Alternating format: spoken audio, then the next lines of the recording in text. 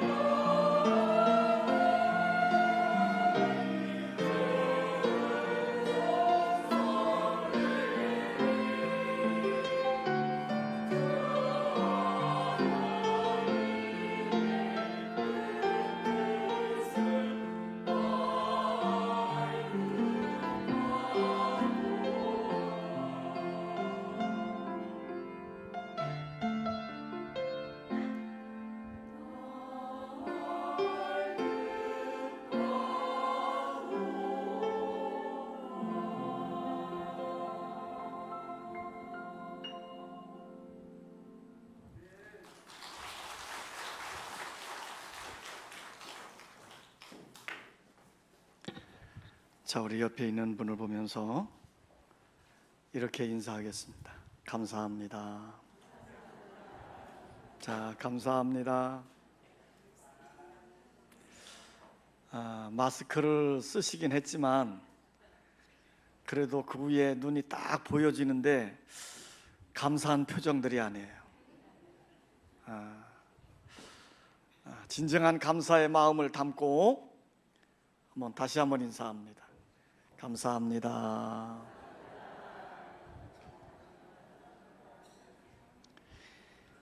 유대인의 경전인 탈무드에 보면 이런 말이 나옵니다. 세상에서 가장 현명한 사람은 배우는 사람이다. 세상에서 가장 강한 사람은 자기를 이기는 사람이다. 세상에서 가장 행복한 사람은 감사하며 사는 사람이다. 감사하며 살 때 행복한 삶을 살고 풍성한 삶을 누리게 될 줄 믿습니다. 독일의 신학자 보니퍼가 이런 말을 했어요. 인생은 감사를 통해 부해진다. 그러니까 우리는 돈으로 부해지는 줄 아는데 우리가 부유해지는 것은 뭐로? 감사로. 존 헨리 박사는 이렇게 말했습니다. 감사는 최고의 항암제요, 해독제요, 방부제이다 그랬어요. 우리가 감사하며 살 때 풍성할 뿐만 아니라 건강하게 살게 되는 줄 믿습니다. 우리가 감사하며 살면 그 감사에 따르는 원칙이 있는데, 감사는 감사하면 할수록 풍성해지는 겁니다. 감사는 감사하면 할수록 감사할 일들이 많아지는 거예요. 감사는 감사하면 자신뿐만 아니라 다른 사람도 기쁘게 만듭니다. 원망과 불평에도 원칙이 있는데요, 몇 가지 원리가 있는데, 불평은 불평할수록 불평거리가 늘어난다는 겁니다. 불평은 불평하면 할수록 가슴이 답답해진다는 거예요. 불평은 불평하면 할수록 다른 사람들을 짜증나게 만든다는 겁니다. 불평은 불평하면 할수록 일이 꼬여진다는 거예요. 우리 기독교를 가리켜서 흔히 사랑의 종교다 그렇게 말들 합니다. 그렇습니다. 맞는 말이지요. 만약에 하나님의 사랑을 뺀다면 무엇이 남을까요? 예수님의 십자가의 사랑을 빼면 무슨 의미가 있을까요? 우리 기독교 종교는 사랑의 종교입니다. 또한 감사의 종교예요. 하나님의 크고 놀라운 사랑을 받은 우리가 그 받은 은혜, 받은 사랑에 대해서 감사하는 것입니다. 그래서 성경은 이렇게 말하죠. 범사에 감사하라. 오늘 여러분들이 늘 감사하며 사는 자 되시기를 원합니다. 그런데 이스라엘 백성들이 출애굽을 하고 광야 생활을 할 때 하나님이 그들을 구원해 주셨는데, 그들을 구원해 주시고 인도해 주셨는데 그 하나님이 주신 은혜는 잊어버리고 원망하며 불평하고 살았어요. 사실 하나님께서 그 애굽 땅에서 종노릇하고 있는 그들을 하나님의 능력으로 구원해 주시고 하나님의 능력으로 홍해를 갈라서 건너게 하시고 광야길을 인도해 주셨습니다. 또한 그리고 우리 하나님은 유월절이라고 하는 놀라운 은혜의 절기를 마련해 주고 하나님 앞에 감사 예배를 드리도록 시켰습니다. 그런데도 이스라엘 백성들은 하나님이 주신 사랑, 하나님이 주신 은혜를 잊어버리고 원망하며 불평하며 살았습니다. 어쩌면 우리들이 사는 삶도 그럴런지 몰라요. 하나님은 우리에게 놀라운 사랑을 베푸셨고 우리를 구원해 주셔서 하나님의 자녀의 권세를 가지고 살게 해주셨는데도 불구하고 우리가 우리에게 주신 그 하나님의 놀라운 사랑, 그 하나님의 은혜에 감사하며 찬송하기보다는 그 주신 은혜는 잊어버리고 때때로 원망하고 불평하고 살 때가 참 많이 있습니다. 그래서 성경은 이렇게 말합니다. 하나님을 알되 하나님을 영화롭게도 아니하며 감사하지도 아니하며 오히려 그 생각이 허망하여지며 미련한 마음이 어두워졌나니 그랬어요. 우리 인간의 불행은 하나님의 은혜를, 하나님의 사랑을 깨닫지 못하고 그 사랑을 잊어버리는 데서부터 오는 것입니다. 오늘 우리가 함께 읽었던 본문 말씀은요, 시인이 성전을 향해 올라가면서 하나님께 감사와 찬송의 노래를 부르는 것입니다. 이 시인은 성전을 향해 올라갈 때마다 미리 감사거리들을 찾았어요. 연구해냈어요. 생각해냈어요. 그리고 그 감사한 내용들을 쭉 열거하면서 하나님을 노래하고 하나님을 찬송했어요. 오늘 여러분들의 삶 속에서 날마다 하나님의 사랑을 기억해내기를 원하고 하나님이 주신 은혜를 기억해내기를 원해서 늘 여러분의 심령 속에 감사의 삶이 이루어지시기를 원합니다. 그러면 오늘 시인은 하나님 앞에 감사거리를 찾아냈는데 어떠한 일들을 감사했을까? 한번 따서 합시다. 신들 중에 뛰어나신 하나님께 감사했다. 자, 오늘 읽은 본문 말씀 중에 보면 이 시인은요, 하나님을 이렇게 표현했습니다. 2절에 보면 신들 중에 뛰어난 하나님 그랬고, 3절에 보면 주들 중에 뛰어난 주 그랬고, 4절에 보면 홀로 큰 기이한 일들을 행하시니 그랬고, 5절에 보면 지혜로 하늘을 지으시니 그랬고, 6절에 보면 땅을 물 위에 펴시니 그랬습니다. 7절에 보면 큰 빛들을 지으시니 그랬고, 8절에 보면 해로 낮을 주관하게 하시니 그랬고, 9절에 보면 달과 별들로 밤을 주관하게 하시니 그랬어요. 지금 이 시인이 표현한 하나님은 어떤 분입니까? 살아계신 하나님이시고 전능한 하나님이시고 온 우주 만물을 창조하고 주관하고 계신 분이십니다. 이 하나님 과연 다른 어떤 신과 비교할 수 있겠습니까? 하나님이 모세를 부르시고 이스라엘의 구원자로 애굽에 보내실 때에 모세는 하나님께 이 핑계 저 핑계 댑니다. 하나님, 나는 늙었습니다. 하나님, 나는 능력이 없어요. 하나님, 나는 말이 둔해요. 이 핑계를 계속 대는데도 하나님은 계속해서 모세에게 말합니다. 너는 애굽에 가서 내 백성 이스라엘을 구원해내라. 이때 모세가 하나님께 질문을 하죠. 내가 이스라엘 백성들에게 가서 너희 조상이 보낸 하나님이 보내서 내가 왔다 그러면 그들이 그 조상의 이름이 뭐요? 하고 물을 텐데 내가 뭐라고 말해야 됩니까? 그때 하나님이 뭐라고 대답했어요? 나는 스스로 있는 자다. 영어성이 I am that I am. 나는 스스로 있는 자다. 누구에 의하여 만들어진 존재가 아니라 스스로 계신 하나님, 지존자, 창조주라고 말씀을 하셨습니다. 여러분, 우리 하나님은 스스로 계신 하나님이십니다. 그렇기 때문에 모든 신들 중에 뛰어난 분이십니다.希腊신화에 보면요, 수많은 신들이 등장을 합니다. 그런데 재밌는 건 그 신들끼리 서로 싸우고 죽이는 거예요. 왜 그럴까요? 사람들이 상상해서 신들을 만들어내고 그 상상에서 신들의 세계를 지어냈기 때문에 그런 거예요. 일본에 가면 800만 개의 신들이 있답니다. 귀신들이 있대요. 우리나라도 역시 엄청나게 귀신이 많아요. 제가 어렸을 때 살던 집을 생각해 보면요, 온통 집구석이 다 귀신들의 장소예요.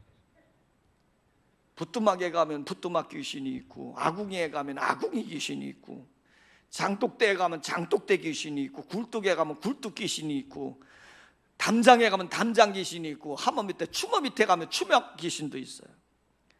그래서 어떻게 했습니까? 가을 추수가 끝나면 시루떡을 거나하게 해가지고 곳곳에다가 귀신 위로해 주었던 흔적을 저는 지금도 추억을 해냅니다.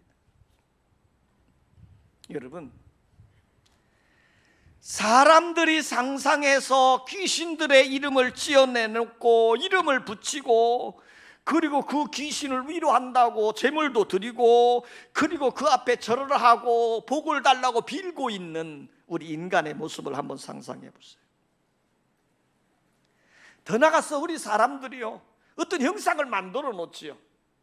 거나하게 부처상도 만들어 놓고 거기에다가 깜짝깜짝 빛나는 그 빛난 금으로 딱 입혀가지고 번쩍번쩍 빛나게 해놓고 나서 그 앞에 엎드려서 비나이다 비나이다 복을 주시옵소서 그러고 우리가 있지 않습니까?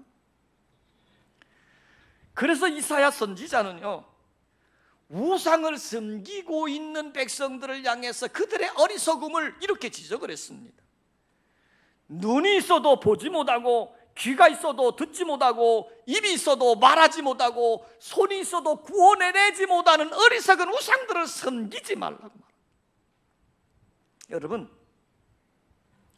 오직 하나님만이 살아계신 분이시고 스스로 계신 분이시고 그분만이 전능하신, 그래서 온 우주 만물을 창조하신 전능자이심을 믿으시기를 원합니다.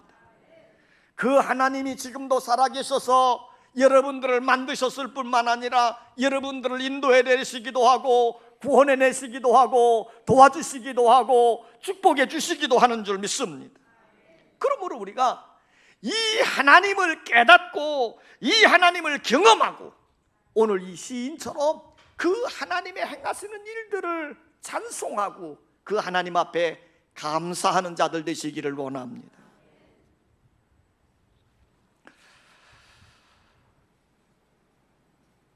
따라서 합시다. 만물과 사람을 창조하신 하나님께 감사하라. 오늘 이 시인은 하나님만 감사하고 찬송한 게 아니라 하나님이 만드신 창조 역사를 향해서 감사했어요. 5절에 보면 지혜로 하늘을 지으신 이에게 감사하라 그랬고, 6절에 땅을 물 위에 펴신 이에게 감사하라 그랬고, 7절에 보면 큰 빛들을 지으신 이에게 감사하라 그랬고, 8절에 보면 해로 낫을 주관하게 하신 이에게 감사하라 그랬고, 9절에 보면 달과 별들로 밤을 주관하게 하신 이에게 감사하라 그랬어요. 그러니까 지금 이 시인은 온 우주 만물을 창조하시고 창조하신 세계를 잘 운행하시고 있는 그 하나님께 감사했어요. 성경에 나타난 과학이라는 책을 쓴 진 모트라고 하는 박사가 있습니다. 그분이 이런 말을 했어요. 천체는 우연의 법칙을 따르는 것이 아니라 창조주에 의해 설계된 물리적 법칙을 따라 운행된다 그랬어요.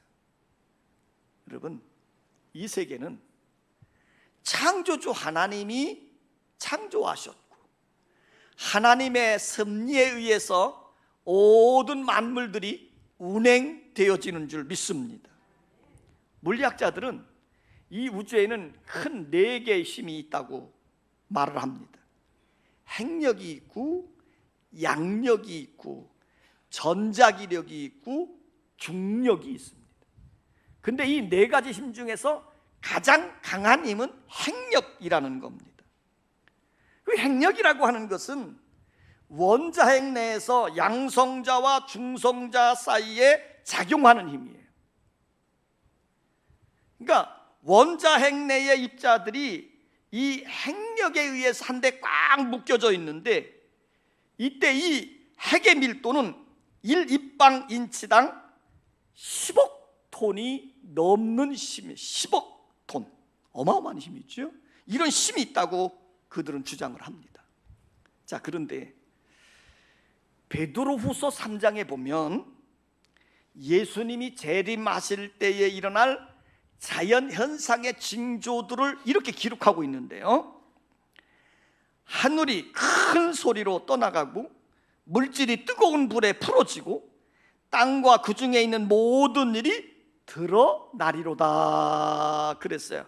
그래서 이 물리학자 진 모튼 박사는 여기서 떠나가고 풀어지고 라고 하는 단어를 원자학 내에서 양성자와 중성자를 묶고 있는 핵력, 그 강한 그 힘이 없어짐으로 인해서 그 원소들이 다 타버리고 없어지는 것이다 그랬어요. 좀 어려운 말 같죠? 자, 일본에 가면, 나가사키에 가면 원폭 전시관이 있습니다. 그 일본의 원자폭탄이 투하된 곳이 두 군데 있죠. 하나는 히로시마고 하나는 나가사키입니다. 근데 그 원폭 전시관에 가보면 원자폭탄이 투하되었을 때에 일어났던 현상을 우리에게 전시로 쭉 소개해 주고 있는데, 그때 얼마나 강한 폭풍의 바람이 일어나는지, 그 바람이 70km, 80km까지 날아갔고요, 그리고 그 안에 있는 모든 것들이 다 타버리는 거예요. 병도 타버리고 새도 타버리고. 그래서 타다가 남은 조금 찌꺼기들이 거기 다 전시되어 있어요. 그러니까 지금 이 핵력이 마지막 때에 폭발되어지면 모든 것이 다 타서 아무것도 남지 않는다고 하는 것을 성경도 이야기해 주고 있고 물리학자도 얘기해 주고 있어요. 아마 마지막 때에는 모든 사람들이, 믿는 사람이든 믿지 않는 사람이든 불바다로 끝날 것이다 하는 것을 상상하게 되어질 겁니다. 여러분, 한번 생각해 보십시오. 사람의 기술로, 사람의 능력으로 우주 공간에 해나 달이나 지구나 별들을 띄워놓을 수 있을까요? 그 모든 것은 하나님의 절대 능력으로 만물을 창조하시고 만물을 운행하고 계신 것을 여러분들이 믿을 수 있고 경험할 수 있기를 원합니다. 그런데 우리 하나님께서 만든 모든 창조물 중에서 가장 뛰어난 것이 무엇일까요? 바로 우리 인간입니다. 우리 사람이에요. 창세기에 보면 우리 하나님이 모든 만물을 창조하신 다음에는 좋았더라 그러고, 우리 사람을 만드시고 나를 만드시고는 심히 좋았더라 그랬어요. 지금 우리 하나님이 여러분을 만드시고 뭐 했다고요? 심히 좋았더라. 자, 한번 외쳐봅시다. 나는 78억 중에 단 하나뿐인 하나님의 위대한 걸작품이다. 믿습니까? 졸던 사람도 이 말은 정신번쩍 날 거예요. 나는 78억 중에 단 하나밖에 없는 하나님의 위대한 걸작품이다. 그렇게 믿으십니까? 여러분이 이런 자긍심을 가졌으면 좋겠어요. 78억의 사람들 다 모아놔도요, 똑같은 얼굴은 없어요. 쌍둥이조차도 얼굴이 달라요. 우리 사람의 손에 있는 지문 있지요? 78억의 사람들의 지문이 다 달라요. 심지어 여러분 안에 있는 마음조차도 다 달라요.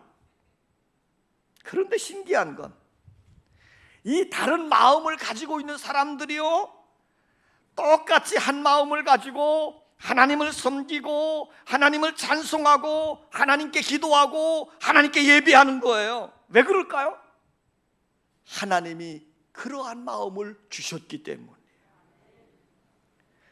오늘 여러분들에게 우리 하나님이 구원해 주시고 여러분을 하나님의 사람들로 새롭게 변화시켜 주시고 하나님께 예배 드릴 수 있도록 만들어 주신 은혜에 감사하시기를 원합니다. 어느 날 무디가 정신병원 옆을 지나가는데 한 사람이 자기 있는 담장 볕으로 막 뛰쳐오는 거예요. 그러니까 무디가 긴장해서 쳐다보는데 그 사람이 무디를 향해서 이렇게 소리치는 겁니다. 여보시오, 당신이 건강한 정신을 가지고 있다는 것에 대해서 감사했어요? 이 말을 들은 무디가 충격을 받은 거예요. 왜냐하면 그런 것에 대해서 전혀 생각해 본 적이 없거든. 성도 여러분, 나를 만드신 하나님께 감사해 보셨습니까? 나를 지금까지 건강하게 살고 있는 것에 대해서 감사하십니까? 지금 내가 치매에 걸리지 아니하고 정신이 이상하지 아니하고 건강한 정신을 가지고 살고 있는 것에 대해서 감사해 보셨나요? 나를 만드시고 나를 지금까지 건강한 가운데 하나님 만든 자연세계에서 행복하게 살게 하신 그 하나님 앞에 감사하며 사는 여러분의 삶이 되시기를 원합니다. 오늘 시인은 성전을 향해 올라가며 감사를 했는데, 따라서 합시다. 나를 구원하신 하나님께 감사했다. 자, 10절에 보면 애굽의 장자를 치신 이에게 감사하라. 11절 이스라엘을 그들 중에서 인도하여 내신 이에게 감사하라. 12절 강한 손과 표신팔로 인도하여 내신 이에게 감사하라 그랬어요. 지금 이 시인은 애굽에서 고통받고 저주스러운 삶을 살고 있는 그들을 하나님의 능력 가운데 구원해서 출애굽을 시켜주시고 하나님이 약속하신 가나안 복지의 땅에 들어가서 살도록 해주신 그 하나님께 감사하고 있는 거예요. 지금 이스라엘 백성들이 애굽에서 430년 동안 종노릇하며 고통스럽게 살았죠. 자, 그런데 우리가 이 유대인의 역사를 보면 참 다른 민족보다 더 심한 숱한 고난을 겪었습니다. 애굽에서 430년 종노릇한 거 우리가 잘 알고 있고요. 또 이 이스라엘이란 나라는 아수르와 바벨론에 의해서 완전히 망해가가지고 다 포로로 끌려갔던 거 우리가 또 기억하고 있습니다. 또 로마 시대 때는요, 티토스 장군에 의해서 예루살렘 성이 완전히 무너져버리고 나라가 완전히 망해버렸잖아요. 그러고 난 다음에 2000년 동안 나라가 없었어요.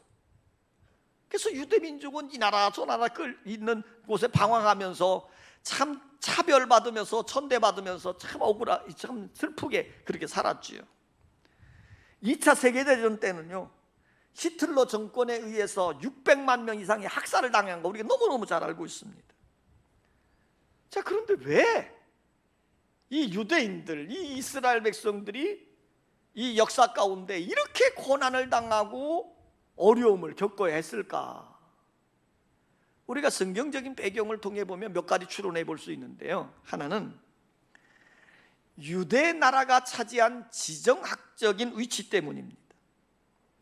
나라는 크지 않은데 그 유대가 차지하고 있는 지역이 지정학적으로 매우 중요합니다. 그곳은 바로 동서양의 교차점이에요. 그래서 장차 이 군사 전문가들이 예언하기를 3차 세계대전이 일어난다고 하면 중동 가운데에서 특별히 유대와 아랍 국가들이 잦은 충돌을 일으키는 곳에서 일어날 것이다, 이렇게 예언도 했습니다. 또 성서학자들은요, 말세에 일어날 아마겟돈 전쟁이 있는데 그 전쟁이 어디서 일어납니까? 유대의 변경인 무기또에서 일어난다고 성경은 예언해주고 있습니다. 이처럼 지정학적으로 중요한 위치에 있기 때문에 많은 고난을 겪었다라고 추정합니다. 두 번째는 이스라엘 백성, 유대인들이 가지고 있는 대단한 도도한 민족성 때문이에요. 어느 민족이나 자기 민족이 가지고 있는 자존감, 우월감이 있죠. 우리 한민족도 스스로 대단한 민족이라고 생각을 합니다. 그런데 유대인들은요, 자기들만이 선민이라고 믿는 거예요. 하나님의 특별한 선택을 받은 백성이라고 하는 이 교만의식이 대단해가지고 다른 민족은 뭐처럼 여겨요? 개 같은 민족으로 생각하는 거예요. 이런 교만의식이 결국은 다른 민족에게 환영을 받지 못하는 것이지요.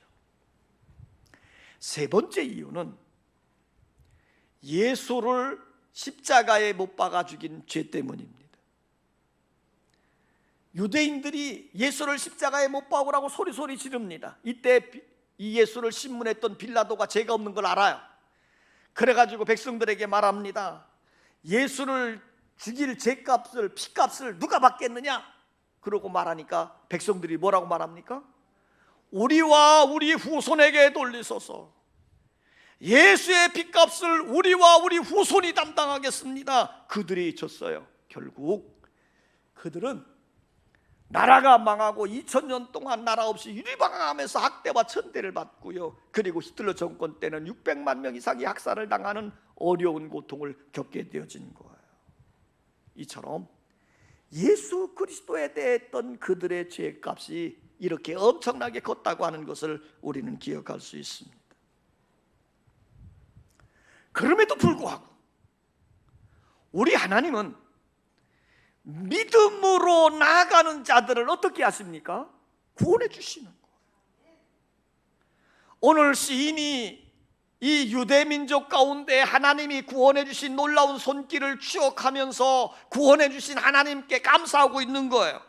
애굽의 장자를 치신 하나님께 감사했고, 강한 손과 펴신 팔로 인도해내신 하나님께 감사했고, 바로의 군대를 수장시킨 하나님께 감사했고, 광야길을 통과케 하신 하나님께 감사했습니다. 이런 모든 일들은 사람의 힘으로는 도저히 할 수 없습니다. 그것은 오로지 전능하신 하나님, 뛰어나신 하나님의 능력으로 모든 일을 행하시고 그들을 구원해 주신 거예요. 그래서 모세는 홍해 앞에서 떨고 있는 이스라엘 백성들에게 이렇게 외쳤습니다. 너희는 두려워하지 말고 가만히 서서 여호와께서 오늘 너희를 위하여 행하시는 구원을 보라. 여러분, 우리를 구원해 주시는 분이 누구십니까? 여호와 하나님이십니다. 우리를 죄와 사망의 자리에서 우리를 구원해 주시는 분이 누구십니까? 하나님의 아들 예수 그리스도이신 줄 믿습니다. 그래서 시편 기자는 이렇게 노래합니다. 여호와는 내 편이시라 내가 두려워하지 아니하리니 사람이 내게 어찌할까? 여호와께서 내 편이 되사 나를 돕는 자들 중에 계시니 그러므로 나를 미워하는 자들에게 보응하시는 것을 내가 보리로다. 날마다 하나님이 내 편이 되어주셔서 나를 구원해 주시고 인도해 주시는 그 하나님 앞에 감사드리는 여러분 되시기를 원합니다. 다시 합시다. 삶을 인도하시는 하나님께 감사했다. 오늘 시인은 12절에서 강한 손과 펴신 팔로 인도해내신 이에게 감사하라 그랬어요. 지금 시인이 하나님의 백성들을 구원해내는 과정 속에서 하나님의 강한 손과 펴신 팔로 그들을 구원해내고 인도해내셨다고 고백을 하는 거예요. 여기서 하나님의 강한 손과 펴신 팔은 하나님의 절대적인 보호, 절대적인 지킴, 절대적인 도우심을 의미하는 단어입니다. 그렇습니다. 우리 하나님은 강한 손과 펴신 팔로 우리 성도들을 품에 안으시고 때로는 도와주시고 때로는 지켜주시고 때로는 인도해 주심으로 승리하게 하시는 줄 믿습니다. 이사야는 이렇게 선언합니다. 두려워하지 말라 내가 너와 함께함이라. 놀라지 마라 나는 내 하나님이 됨이라. 내가 너를 굳세게 하리라. 참으로 너를 도와주리라. 참으로 나의 의로운 오른손으로 너를 붙들리라. 강한 손과 펴신 팔로 나를 붙들어 주시고 인도해 주심을 믿으시기를 원합니다. 지금 이스라엘 백성들을 강한 손과 펴신 팔로 인도해 내셨습니다. 홍해를 강한 손으로 갈라내시고 불기둥과 구름기둥으로 그들을 인도해 주시고 문제와 장애물이 있을 때마다 그 능력 있는 손으로 역사하셔서 반석에서 생수를 내시고 그들을 이끌어 주셨습니다. 오늘도 하나님은 강한 능력의 손으로 우리를 붙잡으사 인도해 주시고 도와주시고 지켜주시는 줄 믿습니다. 나와 함께 하시는 하나님을 경험하며 믿음으로 사시기를 주의 이름으로 축원합니다. 시편 136편은 하나님께 감사하는 노래입니다. 1절부터 26절에 보면 영원함이로다 라고 하는 단어가 26번이나 나옵니다. 그것은 하나님이 행하시는 모든 일들이 즉흥적이거나 이리적이 아니라 모든 것이 영원하다는 겁니다. 하나님의 능력도 영원하고 하나님의 구원도 영원하고 하나님의 인도하심도 영원하다는 겁니다. 이 세상의 것은 영원한 것이 없습니다. 로마도 애굽도 다 사라졌습니다. 히틀러 정권도 후세인 정권도 다 사라졌습니다. 웅장했던 건물도 문화도 다 사라졌습니다. 여러분의 건강한 이 심도 장차 사라질 것입니다. 그러나 하나님은 영원한 분이십니다. 하나님의 사랑도 영원합니다. 이 영원하신 하나님이 우리와 함께하며 우리를 인도해 주실 것입니다. 그러므로 우리도 이 시인처럼 하나님께 감사하십시다. 신들 중에 크시고 뛰어나신 하나님께 감사하십시다. 만물을 창조하시고 다스리신 하나님께 감사하십시다. 나를 구원하시고 승리하게 하신 하나님께 감사하십시다. 나의 삶에 함께 개입하셔서 동행하시며 인도해 주신 하나님께 감사하십시다. 하나님 감사합니다. 하나님 감사합니다. 감사하며 사시기를 주의 이름으로 축원합니다. 아버지 하나님, 우리가 살고 있는 삶의 현장이 녹록지 않아서 때로는 한숨을 쉬고 때로는 두려워하고 때로는 불평도 하면서 살았습니다. 그러나 성경은 항상 우리에게 이렇게 외칩니다. 감사하라. 하나님께 감사하라. 너의 삶에 대해서 감사하라.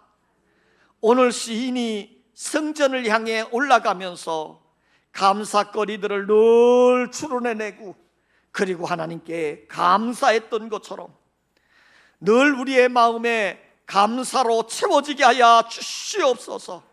그러면 하나님은 우리의 삶을 더욱더 풍성하게 하실 것이고 강건하게 하실 것이고 왕성하게 하실 것이고 승리하게 하실 줄로 믿습니다. 아버지 하나님, 우리의 심령 속에 잃었던 감사가 불일듯 일어나게 하여 주셔서 감사함으로 우리의 환경을 이겨가게 하여 주시옵소서. 예수님의 이름으로 기도하옵나이다. 아멘.